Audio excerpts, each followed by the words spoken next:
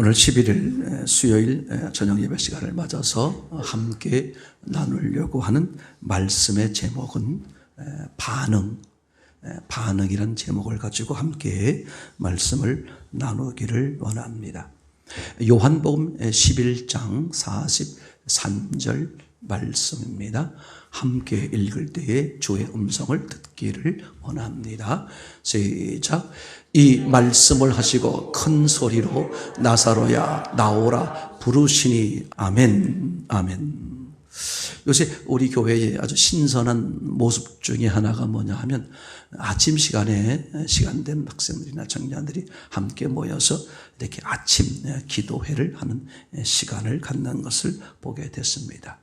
그런데 이제 참 기도회 모임을 갖는 게 참 신선하다. 거기까지는 좋았는데 이렇게 함께 참여했던 친구들이 같이 기도하면서 찬양하면서 말씀을 나누었던 것을 이렇게 이제 짧게 자신들이 어떤 은혜를 받았는지를 표현하는 장면들을 보게 됩니다. 한번 그림을 보실까요? 박지원이라는 학생이 이렇게 표현을 했고, 그 다음 또 그 다음 또 그 다음 또 그 다음 또 그 다음 또 그 다음 또 그 다음 다 됐습니까? 또 그 다음 답니까? 이렇게 귀한 시간을 갖고 함께 은혜를 받았던 것을 짧게 같이 표현하는 걸 봤는데, 그 반응, 여기에 그 표현한 것들의 공통점이 뭐냐 하면 반응이다. 사실은요, 제가 이걸 얼마 전부터, 몇 달 전부터 이 반응에 대한 아주 좀 고민을 많이 해보게 됐어요. 왜 그런 생각을 하게 됐냐 하면 이런 것 때문에 그렇습니다. 신앙, 우리가 신앙생활 하는 거잖아요. 신앙은 뭐냐? 신앙은 하나님과 사람 사이의 관계의 문제다. 즉, 하나님과 사람과 어떤 관계이냐, 그죠? 그렇게 표현을 해볼 수 있겠죠. 그것을 좀 더 말해보면 몰랐던 관계에서 아는 관계가 되고, 그 다음에 아는 관계에서 사랑하는 관계가 되는, 그렇게 관계가 점점 증진되는 모습이 뭐다? 그게 신앙이다. 이렇게 말해볼 수 있겠습니다. 이걸 영적 시각으로 보면 이렇게 말할 수 있어요. 원수되었던 관계에서 화목하는, 사랑하고 화목하는 관계가 만들어지는 것.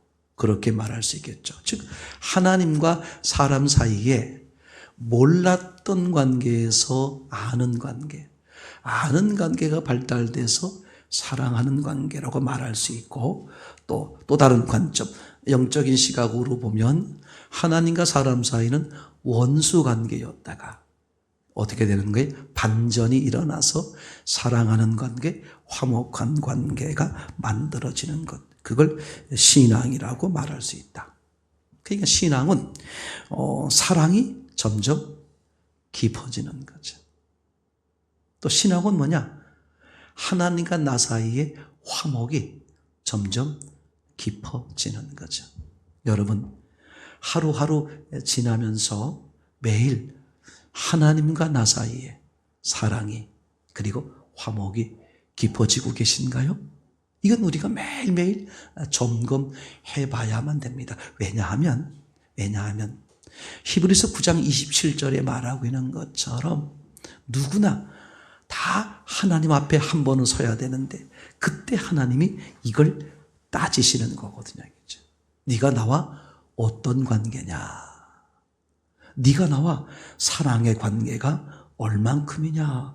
화목한 관계가 얼만큼이냐? 분명히 하나님이 그것을 따질 것이기 때문에 우리는 매일매일 그분과의 관계가 증진되고 있는지 보는 게 얼마나 중요한 사실인지 모릅니다. 왜 먹습니까? 왜 잠을 자요? 왜 일을 합니까? 엄밀하게 말하면 다 뭐예요? 이 하나님과의 관계 증진을 위해서. 아멘. 한번 해보십시다. 관계 증진을 위해서. 관계 증진을 위해서. 네, 옆 사람 보고 알아들으라는 뜻을 한번 옆 사람한테 관계 증진을 위해서. 여기 모이시는 분들은 그런 분이 없는데 혹시 영상으로 하시는 분들 중에 그렇게 말했더니 반대쪽에서 당신이나 잘해요 이럴까 봐 겁납니다만, 어쨌거나 우리가 관계를 증진시키고 있는가 매일매일 이거를 점검하는 것은 아주 귀한 일이라고 여겨집니다. 그렇죠? 이제 그런 점에서 관계를 시작하는 것 또는 관계를 증진시키기 위해서 그 출발점, 관계가 시작되는 출발점 내지는 관계를 증진시키는 데 필요한 첫 번째요 아주 중요한 요소가 뭐냐? 반응이다. 반응. 그죠? 반응하지 않으면 뭐가 없어요? 관계의 시작도 없고 관계의 증진도 없는 거죠. 저는 그런 점에서 아주 얼마 전부터 몇 달 전부터 이 반응에 대해서 우리 중심교회 성도들에 대한 그 반응에 대해서 사실 굉장한 고민을 하고 있었어요. 어떻게 해야 될까?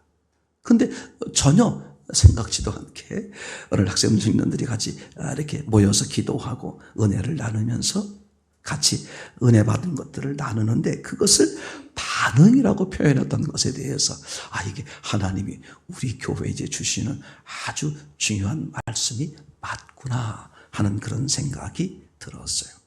이제 이 반응이란 관점으로 가인 이야기를 잠깐만 좀 해보려고 합니다. 가인은 반응을 했어요. 아시는 것처럼 그죠? 가인의 반응은 어땠는지를 좀 보려고 그러는 거예요. 오늘 하나님 앞에 뭐 했습니까? 반응을 해서 예물을 드렸어요. 예배를 드린 거죠. 그러니까 신앙생활을 시작 첫 걸음을 한 거라 그래도 과언이 아니죠. 그런데 예물 드리는 사건을 통해서 뭐가 발견되었습니까? 하나님과 가인 사이에 문제가 있다는 것이 어떻게 됐어요? 드러나게 되고 발견이 되게 된 것이죠. 그랬을 때에 하나님과 가인 사이에 드러난 문제로 인해서 가인은 결국 어떤 반응을 하게 됐냐 하면 두려움이에요. 하나님과의 관계가 문제가 있다는 것이 인식되면서 화가 났고요. 그걸 견딜 수 없어 해서 동생 아벨을 죽이게 됐고 결국은 무슨 일이 벌어졌어요? 그죠?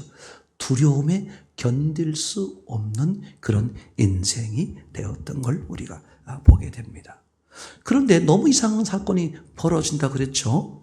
그렇게 두려움에 휩싸여 어쩔 줄 몰라 하는 가인에게 하나님이 등장하셔서 어떻게 합니까? 그죠? 죽임을 당하지 않도록 어떻게 해요? 지켜주시는 사건이 벌어지는 거죠. 그렇죠? 그러면 하나님은 두려워하고 있는 이 가인을 왜 지켜주는 걸까? 참 이게 너무 놀라운 거죠.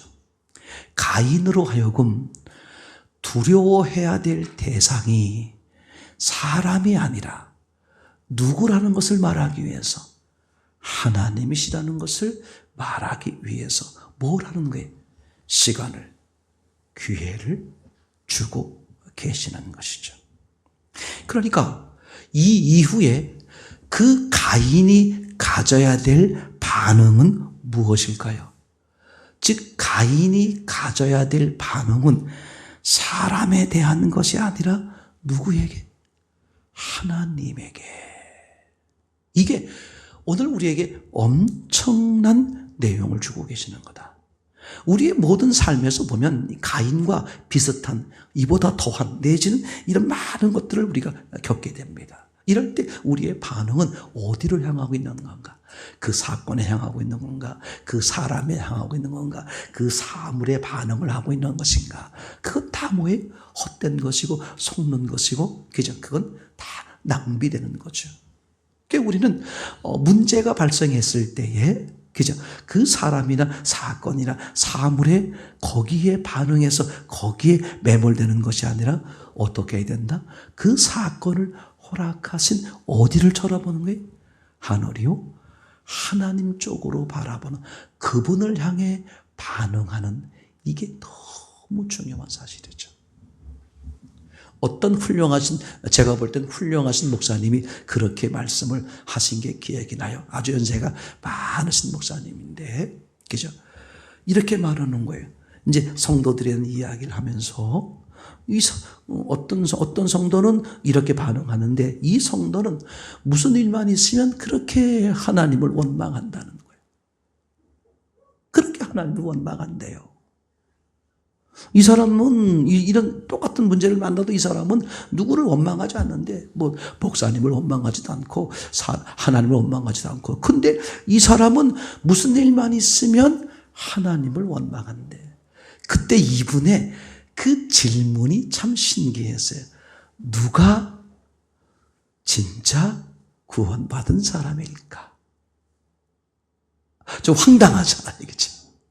근데 이분이 말씀하시기를 하나님을 원망하는 사람이 구원받은 거다. 내지는 받을 것이다. 왜요? 그렇게 말하니까 이 사람은 적어도 모든 것에 대한 문제의 원인을 어디로 본다? 하나님으로 본다. 이 사람은 하나님을 가깝게 만날 수 있는 기회가 있는 사람이다. 저는 제 인생에서 이거 정말 100% 맞는 거예요. 진짜 100% 맞습니다. 제가 우리 어머니를 통해서 제가 목회를 배웠고 우리 어머니 교회도 안 다니시는 분이고 일자 무식이에요. 글씨도 못 쓰셨어요. 당신이 혼자 글씨를 배우셔가지고 막 편지도 쓰고 그러셨는데 저는 참 신기하게도 어머니한테서 목회를 배웠다. 그렇게 제가 말을 하고 싶은데 어머니는 평생 제가 아주 어릴 때부터 늘 하시던 말씀. 나는 이 다음에 운섭이하고 살 거다. 그러니까 형제들이 다 모여도 다 항상 그렇게 나는 이 다음에 제하고 살 거다. 그 후에 이제 다 그게 시간이 지나고 결국은 저희와 함께 계시다가 이제 아버지가 소천하시고 어머니가 소천하셨는데 제가 아주 오랜 시간이 지나면서 확연하게 깨달은 게 있었어요. 제가 어머니를 모시고 산 게 아니라 엄마가 죽는 그날까지 나를 데리고 사신 것이구나. 이게 제가 누가 말하지 않았는데 제 안에서 확 들어왔어요. 제가 어떤 결정적인 근거를 가졌냐 하면 제가 조금 커가지고 사람이 좀 댐댐이가 되고 뭐 살만하고 이러니까 내가 늙으면 어디다 의지하랴. 저 운섭이가 저 마음도 착하고 저 형편도 되니까 내가 쟤를 의지하고 살아야 되겠다. 이렇게 한 게 아니라 내가 아주 어렸을 때부터 저한테 난 너하고 살 거다 그랬거든요. 제가 그렇게 시간이 지나면서 확 깨달아진 게 뭐냐면 어머니 눈에는 그 자식들이 많이 있었어요. 저희는 많이 있었는데 그 중에서 어머니 눈에 요 넷째가 어디 가서 제일 형제 중에 자식들 중에 요 넷째가 제일 살기가 어려울 것 같아. 누구 보기? 엄마 보기. 그러니까 엄마 입장에서 어떻게? 내가 다른 애는 몰라도 저놈은 내가 끝까지 책임져야지. 그 마음 때문에 어머니는 저와 함께 살려고 했던 것을 제가 어느 날 알게 되었어요.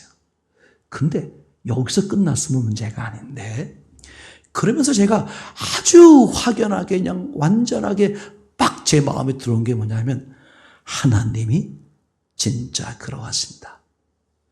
나의 모든 형편과 사정을 처음부터 끝까지 다 아셔서 내 삶에 하나님 보시기에 최고가 될 수 있도록 나를 뭐 하신다? 이끌어가고 역사하신다. 그게 내가 알아지니까 내게 주어지는, 내게 처해지는 어떤 사건과 일들과 그런 것들이 내게 힘들고 어렵고 피하고 싶고 이런 게 아니라 뭐가 기대가 된다? 하나님이 어련히 알아서 나에게 이런 걸 허락했을까? 이걸 통해서 하나님이 이루고 싶어하는 그 멋진 계획이 뭘까? 그게 어떻게 돼? 저도 모르게 기대가 돼요. 저는 그래서 제가 아주 제 목회에 늘상 깔아놓고 있는 그 저 나름대로의 유명한 말. 하나님은 나보다 나를 더 잘 아신다. 왜? 나를 설계하고 만들었으니까. 뿐만 아니라 하나님은 나보다, 내가 나를 사랑하는 것보다 나를 더 사랑하신다. 왜 확신할 수 있어요? 창조주 하나님이 피조물인 나를 위해서 대신 죽으셨으니까. 이 두 가지가 딱 정리가 되니까 어떤 결론의 말씀이 제게서 툭 튀어나오게 되냐면, 그러므로 하나님은 언제나 내게 가장 좋은 걸 주신다. 그게 이론이 아니라 믿어져요.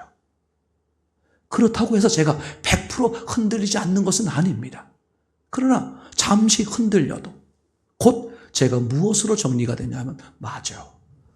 나보다 나를 더 잘 아시고 나보다 나를 더 사랑하시는 하나님께서 어련히 알아서 내게 가장 매 순간 가장 좋은 걸 주신다. 나빠 보이는 모습으로 나타났을지언정 그걸 통해서 나를 더 이상 좋을 수 없는 심히 좋게 하시는 하나님의 계획이 있다는 게 믿어지는 거죠. 그죠?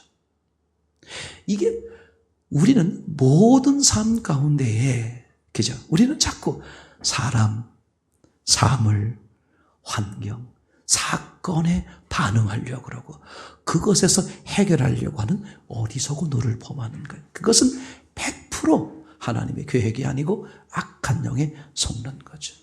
우리는 그 속에서 우리의 반응은 어디를 향해야 된다? 바로 하나님. 나보다 나를 더 잘 아시고 나보다 나를 더 사랑하시는 그 하나님께 반응을 보여야 된다. 그죠? 저는 그게 너무 확실하게 들립니다. 자, 그러므로 오늘 가인처럼, 그죠? 사물, 사람, 사건에 반응하는 것이 아니라 어디에 반응하자?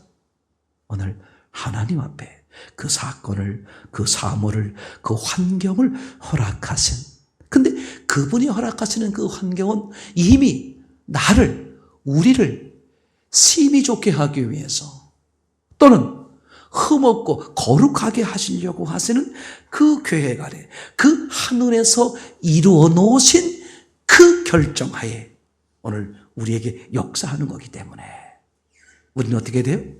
환경 조건, 상황을 보는 것이 아니라 뭘 본다? 그렇게 그걸 통해 멋지게 최고가 되게 하시는 하나님을 바라는 그 믿음. 그래서 우리는 하나님께 반응을 해야 된다. 아멘입니까? 자, 그러면 우리 각자 실제로 나의 반응은 어떻게 나타나고 있는가? 오늘 마태복음 11장 이 얘기를 잠깐 보겠습니다. 마태복음 11장 15절부터 17절, 귀 있는 자는 들을지어다. 오늘 말씀을 듣는 것도 마찬가지죠. 그죠? 귀 있는 자는 들을지어다. 그 다음 절, 이 세대를 무엇으로 비유컨대 아이들이 장터에 앉아 제 동물을 불러 가로되 우리가 너희를 향하여 피리를 불어도 너희가 춤추지 않고 우리가 애곡하여도 너희가 가슴을 치지 아니하였다 함과 같도다. 그러니까 한마디로 말하면 뭐가 없다는 거예요? 반응이 없다는 거죠. 어느 세대가? 이 세대가. 그러니까 예수님이 보실 때 이 세대가 지금 그렇다는 거예요. 근데 여러분, 지금 그 세대가 예수님이 현실적으로 육체의 예수님이 계시던 그 세대뿐만 아니라 지금 점점점 어떤 세대예요? 반응이 사라지는, 반응이 없는 그런 세대. 누구에 관해서? 하나님에 관해서 말이죠. 그러니까 하나님은 하실 수 있는 모든 사랑과 모든 능력을 다 다 동원해서 반응할 수밖에 없도록, 하나님을 쳐다볼 수밖에 없도록 모든 것을 쏟아 부으시는 은혜를 베푸심에도 불구하고 사람들은 어떻게 해요? 하나님 쪽으로 반응하는 것이 아니라 어떻게? 세상적으로. 이게 얼마나 불행한 사이고 얼마나 안타까운 일인지 우리가 생각을 해보게 되겠죠. 그래서 이 반응이 없다는 게 얼마나 무서운 얘기인지 몰라요. 제가 이걸 너무 많이 느끼는 거예요. 너무 많이. 이건 우리에게 너무나 심각하다. 오늘 저 밖에 있는 사람들이 반응이 없다 그러는 것은 이해가 돼요. 나는 교회 안에 있고 나는 예수님을 믿습니다. 나는 기독교인이에요. 나는 하나님의 은혜를 받았습니다. 라고 말하는 사람들조차도 뭐가 없다시피 한다? 반응이 점점 사라지고 있는, 마치 정말 이 다른 나라에서 보고 있는 것처럼, 그죠? 세인들이 하고 있는 것처럼 잊어버리고 살다가 언제 한번 반응한다. 크리스마스, 성탄절에 한번 반응하는 그런 사람들이 지금 얼마나 많은지 모르는 그런 한편에 처해 있는 거죠. 세 가지로 나타날 수 있는데, 반응이 없는 사람, 반응은 있는데 그 반응이 육에 반응하는 사람, 그리고 영에 반응하는 사람. 반응이 아예 없는 사람은 육에 반응하는 사람이나 똑같은 거죠. 그러니까 아예 교회 바깥에 있는 사람은 교회 안에 있더라도 반응하되 어디에 반응해? 세상에 반응하고, 현상에 반응하고, 물질에 반응하고, 사람에게 반응하고, 그렇게 반응하는 사람과 어때요? 동일한 거겠죠. 그렇죠? 지금 너무나 그런 모습들이 얼마나 문제인지 몰라요. 반응을 하긴 하는데, 예민하긴 하긴 하는데, 하나님에 대한 반응이 아니라 세상에 대한 반응. 어떻게 하면 물질을 많이 가질 수 있을까? 어떻게 하면, 그죠? 육이 잘 될 수 있을까? 어떻게 하면 이 사회에서 정말 재미있게 즐겁게 보란 듯이 살 수 있을까? 그러니까 기껏 반응한다고 하는 것들이 전부 어느 쪽이다? 육에 대한 쪽으로, 그죠? 이게 얼마나 우리 안에서 심각하게 문제가 되는지 몰라요. 영에 대한 반응, 즉 하나님에 대한 반응이 있어야 되는데 이게 지금 점점 심해지는 그런 시대예요. 마태복음 25장에 보면 양과 염소의 그 비유가 나오면서, 그죠? 지옥에 가게 되는 그 염소들 염두에 두고 천국에 들게 되는 양을 염두에 두는 거죠. 그때 염소에게 주님이 이렇게 말씀하십니다. 내가 굶주리고 힘들고 어려울 때 너희는 나를 돌보지 않았다, 그렇게 말해요. 그죠? 그랬더니 이 염소에 해당하는 사람들이 뭐라고 말합니까? 아니, 예수님 어떻게 그런 말씀을 하십니까? 말도 안 됩니다. 우리가 예수님이 굶주리는 걸 보고, 예수님이 병든 걸 보고, 예수님이 길에 나앉는 것을 보고 우리가 언제 돕지 않았습니까? 도우려고 마음 먹었는데 뭘 못 봤다는 거예요.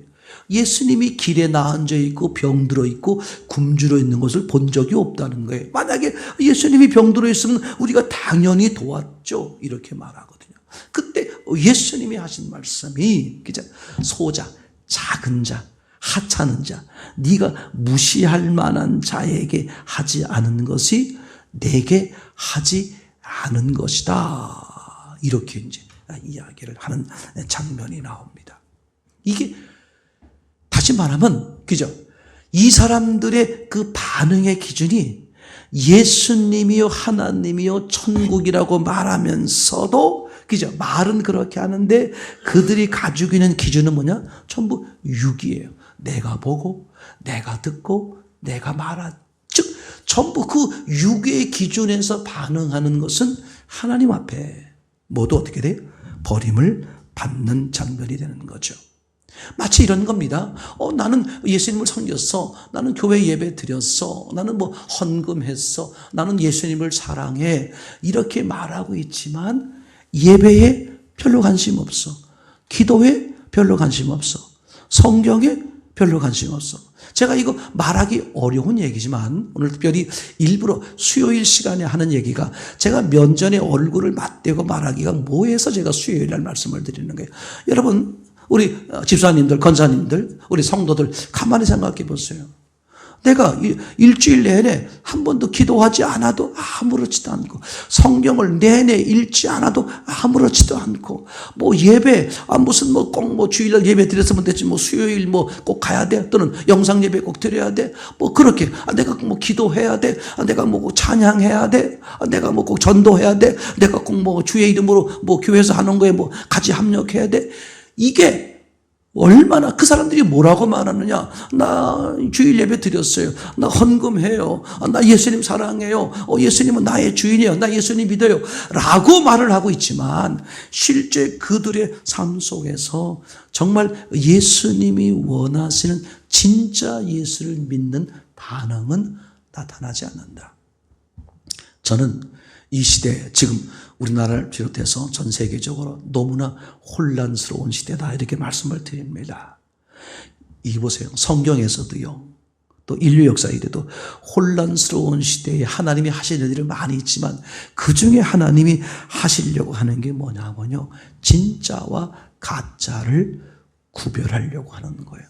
근데 하나님은 굳이 구별할 것도 없어요. 그런 혼란한 시기를 줘서라도 그래서 이제 이게 진짜와 가짜가 드러나니까 구분하자. 하나님은 그렇게 하실 필요 없는 거죠. 하나님은 그렇게 혼란의 시기를 거치지 않고도 누가 진짜고 누가 가짜인지 다 아세요. 그런데 하나님은 종종 이런 혼란한 시기를 우리를 겪게 하면서 왜 진짜와 가짜와 드러나게 하는 걸까? 누구 때문에?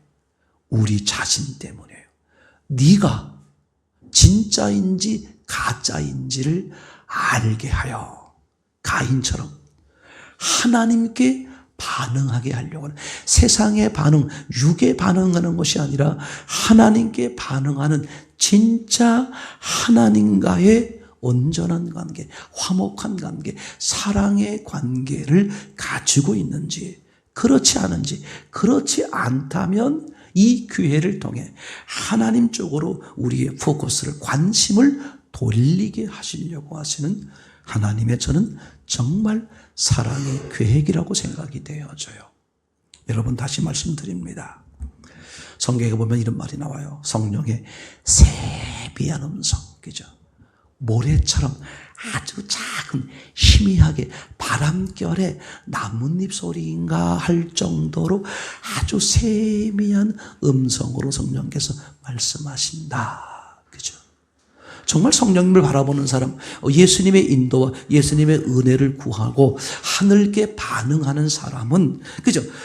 큰 그림 속에서만 반응하는 것이 아니라 우리 삶의 저 속속들이 디테일한 하나님의 세밀하게 만져주시는 그 사건, 그 사물, 그 상황, 시간 속에서 우리가 뭘 할 수 있는 게 중요하다. 바로 뭐예요? 하나님 쪽을 향해 그분에게 관심을 가지고 그분에게 반응하는 것이 절대적으로 중요하다. 여러분, 분명히 말씀을 드립니다. 성경 읽지 않고, 그죠?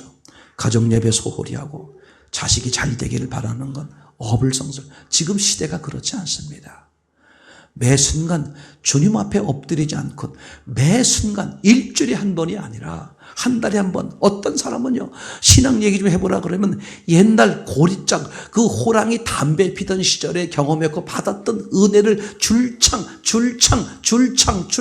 그거 우려먹고 사는 사람들이 있어. 반드시 회개하셔야 돼요. 오늘 주님과 내가 무슨 일이 있었는지, 오늘 그 신앙이 우리에게 얼마나 중요한지, 매 순간 매 사건을 통해서, 모든 삶을 통해서 하나님을 향할 때에, 그죠? 그분께 반응할 때 거기서 얻어지고, 그죠? 거기서 경험하게 되고 거기서 받는 그 은혜, 그 라이브적인 은혜를, 그죠? 우리가 나눌 수 있을 때 그 사람이 건전한 신앙이고 온전한 신앙이고 하나님이 기뻐하는 신앙이 아닐까 하는 생각이 너무나 많이 듭니다.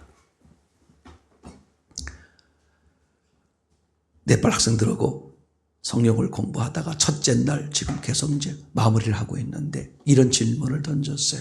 이제 다른 거 쭉 하다가 제가 이제 다시 이 창세기 첫째 날로 돌아와서 뭐라고 질문했냐 하면 하나님이 창조하시면서 말씀을 하셨다. 이렇게 말씀을 하셨다고 기록하는 첫 번째가 어디냐? 창조하실 때 말을 하셨다고 하면서 창조하는 장면이 어디냐? 1장 3절이다. 그럼 왜 그때는 말을 하셨을까? 그죠? 왜 말을 하셨어요? 바로 땅. 그죠? 사람을 만들 땅이 있었기 때문에. 그러니까 하나님은 그 땅을 어떻게 염두에 둔 거예요? 그죠? 하나님이 이 땅을 가지고 만들 사람을 염두에 두고 그 땅에게 말씀하는 거죠. 다시 말하면 땅으로 만들어진 사람에게 뭐 하는 거예요? 말씀을 하시는 거예요. 그래서 1장 3절에 처음으로 가라사대 이렇게 말하자겠죠. 그러니까 땅은 하나님의 말씀을 듣도록 돼 있고, 그러면 하나님의 말씀을 들은 땅은 반드시 뭘 해야 된다? 반응을 해야 되는 거죠. 그렇죠? 그 하나님이 말씀하셨다는 것이 때로는 사건으로, 때로는 사물로, 때로는 상황으로 다양하게 말씀하실 수 있어요. 그러면 우리는 그 상황, 사건, 사물 속에서 다른 데를 쳐다보고 다른 쪽으로 반응하는 것이 아니라 어디 쪽으로 반응한다? 하나님 쪽으로 반응하는 것. 이게 상상할 수 없는 하나님의 큰 은혜를 누리는 거잖아요. 여러분 꼭 부탁을 드립니다. 이후에 어떤 삶에 어떤 시간 속에서도 늘 어느 쪽에? 하나님 쪽에 반응하자. 그러면 하나님 어떡하셔요? 우리가 할 수 없다는 걸 알기 때문에 우리가 반응만 하면 하나님이 그 다음 것을 하십니다. 진짜 주하가 되는 거죠. 주님이 하십니다. 하겠죠. 그런 은혜를 누리는 저와 여러분 되기를 소원합니다.